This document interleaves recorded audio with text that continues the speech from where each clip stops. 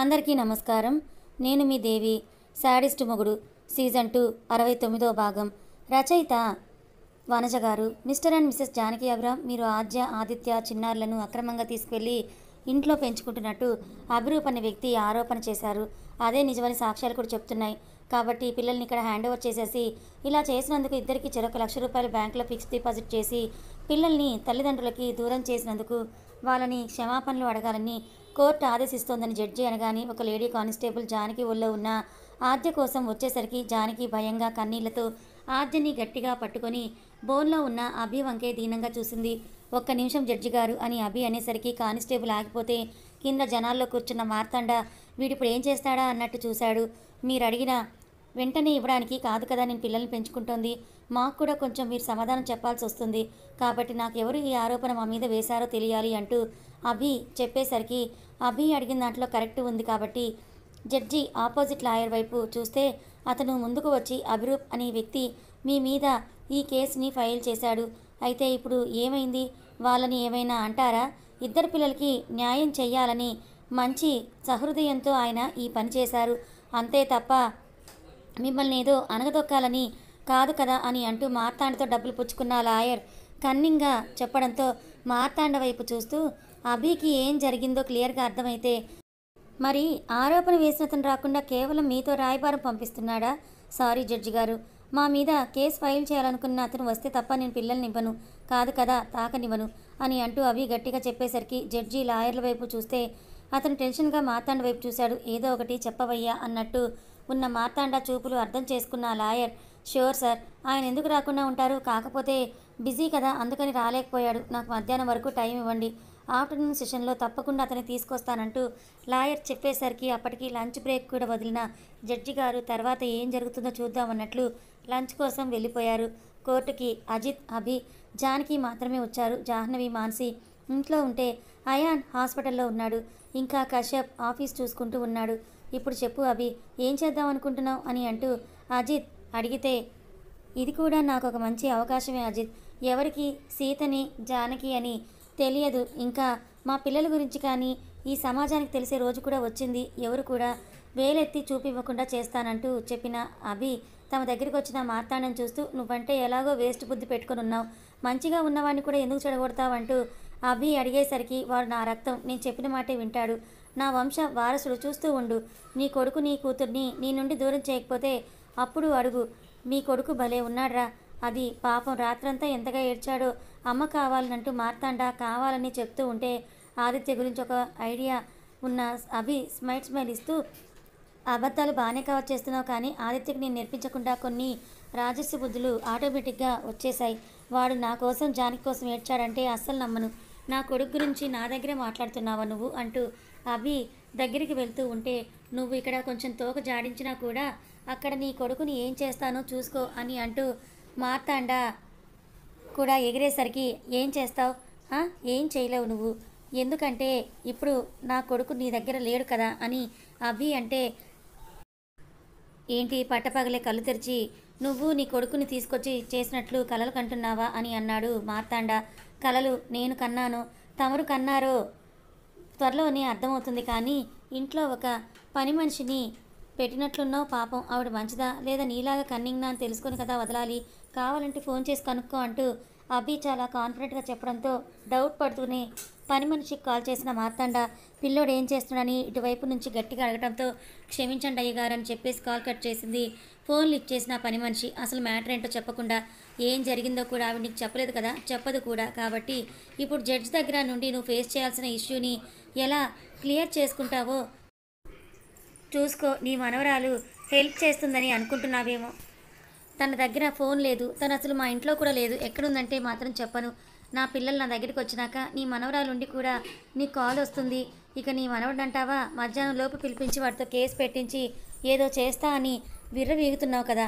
అబ్బాయి గారు జస్ట్ గంట ముందే సిమ్లా ఫ్లైట్ ఎక్కాడు. పాపం ఎంత నీ వంశవాసుడైనా కూడా వాడికి సొంతంగా ఎదగాలని ఉంటుంది కదా. కాబట్టి చాలా నెలల నుండి వాడు ఎదురు చూస్తున్న ప్రాజెక్ట్ అవకాశం ఇప్పుడు వచ్చేసరికి సిమ్లా ఫ్లైట్ని ఎక్కేశాడు. ఇప్పుడు మిగిలింది నువ్వు ఒక్కడివే, ఏం చెప్తావో చూసుకుందాం లోపల అని అంటూ అభి యాటిట్యూడ్గా గ్లాసెస్ పెట్టుకుంటుంటే మార్తాండ తన భుజం మీద కండువా సర్దుకుంటూ తన ముసలి బుర్రకి ఇంకొంచెం పదును పెట్టాడు. లంచ్ బ్రేక్ అయిపోయింది.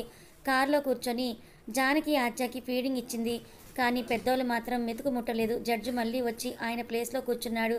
ఆపోజిట్ లాయర్ వంక చూస్తూ ఆరోపణ చేసిన వ్యక్తి ఎక్కడ, చేయబడిన వ్యక్తి ఇక్కడే ఉన్నాడంటూ అడిగేసరికి లాయర్ నీళ్లు నడుముతూ అతనికి ఏదో పని ఉందని వెళ్ళాడు సార్, ప్లీజ్ నాకు 2 రోజులు టైం ఇవ్వండి అంటూ అడిగితే మధ్యలో అభి అందుకుంటూ what is this your honour, మీరు మా అమూల్యమైన టైంని చాలా వేస్ట్ చేస్తున్నారు. ఎవరో ముక్కు మొహం తెలియని వ్యక్తి, మా ముక్కు మొహం కూడా తెలియకుండా వీళ్ళు మీ పిల్లలు కాదు అని ఆరోపణలు చేస్తే అలా ఎలా మీరు మాకు నోటీసులు పంపించి పిల్లల్ని మా నుంచి దూరం చేస్తారు? ఇది మీకు న్యాయంగా ఉందా?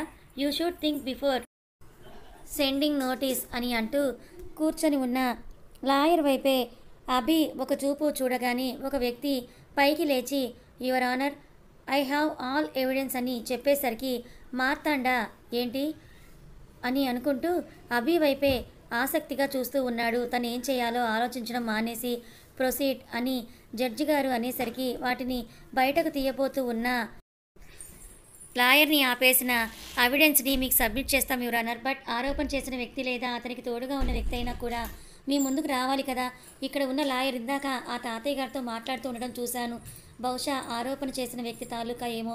ఒకసారి వారిని కూడా పిలిచి ఎలా మా మీద కేసు పెట్టారో వారి మాటల్లోనే చెప్తే దానికి తగ్గట్టు జవాబులు నేను మీకు తప్పకుండా చెప్తాను అని అంటూ అభి అనేసరికి మార్తాండ షాక్ అయి చూస్తే జడ్జ్ లాయర్ని మార్తాండని పిలిచి ఇంకా బోన్లో నిలబెట్టమని ఆదేశించాడు. పాపం మార్తాండ తాత సైలెంట్గా వచ్చి అభికి ఆపోజిట్గా ఉన్న బోన్లో నిలబడేసరికి మన జడ్జి అంకుల్ లాయర్ వైపు చూస్తూ ఇంకా స్టార్ట్ చేయమన్నట్లు చెప్పేసరికి అభి తరపు లాయర్ అని మార్తాండని అడిగాడు. మార్తాండ అని తాతయ్య వదిలించేసరికి ఓకే, ఆరోపణ చేసిన వ్యక్తి పేరు అభిరూప్, అతను మీకు ఏమవుతారని నెక్స్ట్ క్వశ్చన్ లాయర్ అడిగేసరికి అతను నా మనవడు అని చెప్పాడు మార్తాండ.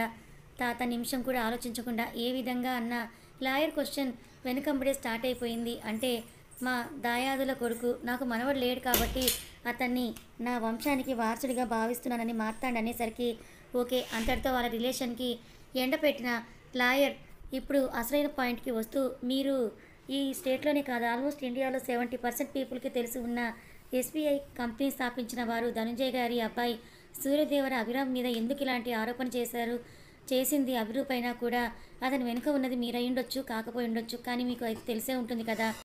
సో ఎందుకు అభిరామ్ గారి మీద ఇలాంటి ఒక నింద వేశారని లాయర్ క్లియర్ కట్గా అడగటంతో 2 నిమిషాలు, 2 నిమిషాలు బాగా ఆలోచించిన మార్తాండ మాకు ఒక 2 పిల్లలు తెలుసు. వాళ్ళలో అమ్మాయి చర్చాధీనంలో ఉండే ఆశ్రమంలో ఉండేది. ఇక చిన్నపిల్లోడు ఒక ముసలి యాచకుడి దగ్గర పెరుగుతూ ఉండేవాడు.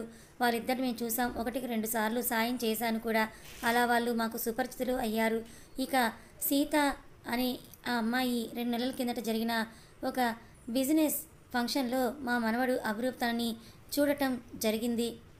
అతనికి ఆమె నచ్చింది కూడా. సరే, పిల్లల ఇష్టాన్ని మేము ఎందుకు కాదనాలి అని అంటూ మేమే ఆ సీత వాళ్ళ అమ్మ దగ్గరికి వెళ్ళి మేరీ గారి దగ్గరికి వెళ్ళి సంబంధం అడిగితే ఆవిడ కూడా సంతోషంగా ఒప్పుకున్నారు. కానీ అప్పటికే జరిగింది ఏంటి అంటే ఈ ఏఆర్ అనే వ్యక్తి ఇంకా నేను కోడలు చేసుకోవాలి అని అనుకుంటున్న సీత పెళ్లి కాకుండానే మాకు తెలిసిన పిల్లోడిని దత్తత తీసుకున్నారని. కానీ ఇప్పుడు వాళ్ళిద్దరూ లేరు. మరి పిల్లలు ఈ అభిరామ్ జానకిల దగ్గరికి ఎలా వచ్చారో అన్నది మా అనుమానం. కాగా నా మనవడు సీతను ప్రేమించి పెళ్లి వరకు వచ్చి ఆగిపోవడంతో పిచ్చోడైపోయాడు. అవన్నీ కారణంగా చేసుకునే పిల్లల భవిష్యత్తు కోసం ఆలోచించి అతను వీళ్ళ మీద ఈ ఆరోపణ వేశాడంటూ మార్తాండ క్లియర్ కట్గా రాసుకున్న స్టోరీని జడ్జి గారి ముందు ఓపెన్ బుక్లా తెరిచిపెట్టాడు.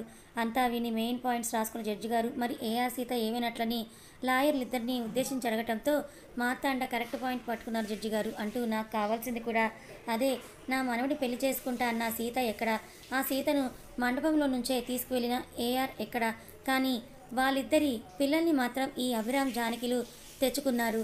కాబట్టి ఖచ్చితంగా వీరిద్దరే వాళ్ళిద్దరిని ఏదో ఒకటి చేసి ఉంటారు అని అంటూ మార్తాండ ఎలాగో అభి తనే ఏఆర్ అని ఇంట్లో జరిగిన సిచ్యువేషన్స్ అన్నీ కూడా అక్కడ ఎక్స్ప్లెయిన్ చేయలేడు అని జడ్జిని చాలా వరకు మోసం చేయడానికే ప్రయత్నించాడు. ఆయన తన వైపు నుండి మొత్తం కూడా చెప్పారు. మరి మీ క్లయింట్ దానికి జవాబుగా ఏం చెప్పదలుచుకున్నారో చెప్పమనండి అని అంటూ అభి సైడ్ లాయర్ని జడ్జి గారు అడిగేసరికి లాయర్ అభి వైపే చూస్తే నేను కూడా జరిగింది చెప్తాను సార్ అంటూ అజిత్ వైపు చూసేసరికి అతను కొన్ని డాక్యుమెంట్స్ తీసుకొని వచ్చి ఇచ్చాడు. అభి చేతుల్లో పట్టుకొని ఉన్న అభి వాటిని జడ్జి గారికి చూపిస్తూ ఇవి ఆ మార్తాండ గారు చెప్పిన ఏఆర్ సీత పిల్లల్ని దత్తత తీసుకున్న సర్టిఫికేట్స్ అని చెప్పగానే మార్తాండ కాస్త టెన్షన్ పడితే జడ్జి గారు సేమ్ పేపర్స్ చూపిస్తూ నా దగ్గర కూడా ఇవే ఉన్నాయి అంటూ చెప్పాడు. బట్ ఇక్కడ ఒక చిన్న లింక్ ఉంది సార్ అంటూ మీరు పర్మిషన్ ఇస్తే ఇంకొకరిని ఇక్కడికి పిలిపిస్తాను, వాళ్ళ వల్ల మీకు ఇంకా క్లారిటీ వస్తుందని అడిగేసరికి జడ్జి గారు ప్రొసీడ్ అని చెప్పడంతో సడన్గా కశ్యప్తో వచ్చింది కౌసల్య. పేపర్స్ లాయర్ వైపు చూపిస్తూ బాగా చూడండి సార్, ఇవి ఒరిజినల్ సర్టిఫికేట్స్, మీరు గుడి యాజమాన్యాన్ని అడుగుతారో లేదా చర్చ్ కమిటీని అడుగుతారో వాట్ ఎవర్ ఎంక్వైరీ మీరు చేసుకోవచ్చు. ఇవి కంప్లీట్గా పిల్లలు ఇద్దరంటే ఏఆర్ ఇంకా సీత దత్తత తీసుకున్న పిల్లలు ఆద్య అండ్ ఆదిత్యని వాళ్ళు దత్తత తీసుకోలేదని అభి అనగానే అందరూ షాక్ అయ్యి చూశారు. జడ్జి గారు కూడా షాక్ అవుతూ ఉంటే ఆ పేపర్స్ని ఒకసారి మళ్ళీ మీరు చెక్ చేయండి సార్, అందులో క్లియర్గా మెన్షన్ చేసే ఉంది పిల్లల్ని దత్తతకు తీసుకుంది సూర్యదేవర కౌసల్యదేవి గారు, ఆవిడ వాళ్ళిద్దరినీ తన వంశ అభివృద్ధిగా తన మనవడు మనవరాలుగా దత్తత తీసుకున్నట్లు క్లియర్గా ఉంది. కేవలం ఆవిడ వయసు కారణంగా ఏఆర్ సీత కొన్ని రోజులు చూసుకున్నారు అంతే తప్ప నిజంగా వాళ్ళే దత్తత తీసుకోలేదు, జస్ట్ గార్డియన్స్గా మాత్రమే ఉన్నారు. ఇప్పుడు చెప్పండి, పిల్లల మీద సర్వ హక్కులు ఒక నాన్నమ్మగా ఆవిడకు ఉంటాయా, గార్డియన్స్గా ఏఆర్కు ఇంకా సీతకు ఉంటాయా, లేదా ఏదో 2 సార్లు సహాయం చేసినందుకు లేదంటే సీతను పెళ్లి చేసుకోవాలని మిస్ అయినందుకు కేసు వేసిన వీళ్ళకుంటాయా? అండ్ మనవడు మనవరాల మీద ఆవిడ రక్తం పంచుకొని పుట్టిన కొడుకునైనా నాకు నా భార్యకు కూడా ఆటోమేటిక్గా ఆ హక్కులు వర్తిస్తాయి కదా అని అంటూ అభి లాజిక్స్ తీసేసరికి మార్తాండ ముసలి బుర్ర గింగిరాలు తిరిగిపోయింది. వీడేంటి ఇలా చేశాడు, ఇంకా ఏఆర్ సీతను బయటకు తెస్తాడనుకుంటే ఇలా చేశాడేంటి, అంటే నిజంగా ఈ కౌసల్యనే దత్తత తీసుకున్నట్లు ఆ పేపర్లలో ఉన్నాయా అని మార్తాండ ఆలోచించే లోపే ఇప్పుడు నాకు మీ న్యాయస్థానం నుంచి న్యాయం కావాలి సార్ అని అభి అడిగేసరికి జడ్జి ఏంటా అని చూస్తూ ఉంటే నా కొడుకు గత 2 రోజులుగా కనిపించడం లేదు, దానికి కారణం ఎవరో కూడా నాకు బాగా తెలుసు సార్, ఆధారాలతో సహా నా దగ్గర ఉన్నాయి అని అంటూ మార్తాండ తనకి ఫోన్ చేసిన రికార్డింగ్స్ని జడ్జి గారికి వినిపించాడు. అభిబాబు, నేనే కిడ్నాప్ చేశాను, ఏం చేస్తావో చేసుకో, కోర్టులో ఎలా నిరూపించుకుంటావో నిరూపించుకో అన్నట్టు మాట్లాడిన మార్తాండ మాటలు ఆదిత్య తన దగ్గర క్లియర్గా ఉన్నట్టు తెలుస్తూ ఉంటే జడ్జి గారికి కూడా అర్థమైపోయింది మాట్లాడింది కిడ్నాప్ చేశాడే అని.